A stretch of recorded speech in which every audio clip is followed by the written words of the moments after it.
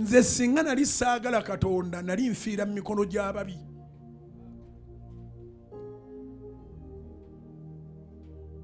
Bali eyo baluma obujiji batetenkanya enkwe zaabwe. Balowooza balina amaanyi mu buli kooti, siriva mu kooti. Musajja yakwata abaana bange n'abeefuga, ninza abagabe. Nyina abawala abalungi nabasonyiwa, omutima gwange nabasonyiira ddala. Mbaagala nyere ennaku ezo nasanyuka, nyina omu ku bo gwe nayogera naye ku ssimu.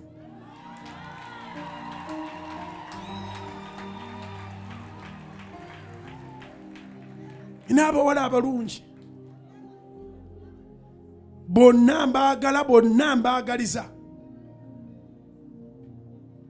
Amasasi ne bwegandibadde ganzise, oyo wambwa talina authority kugaba mwana wange. Abaana kabakwate, kabeere nabo, kabeere n'omukazi kakola talina authority. Ekika kyaffe si kitono, ate tetusobola kuggwawo weetuli. Abaana bwe bali ba mizimu gye babambaza gye bavuddeko, balijja n'embaga zaabwe zibalinze.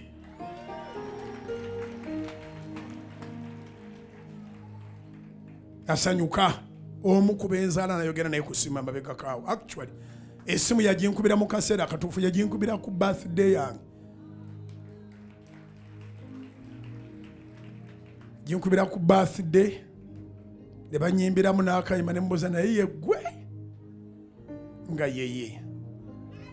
Nangamba happy birthday daddy. Zikubira waggulu mu linnya erya Yesu.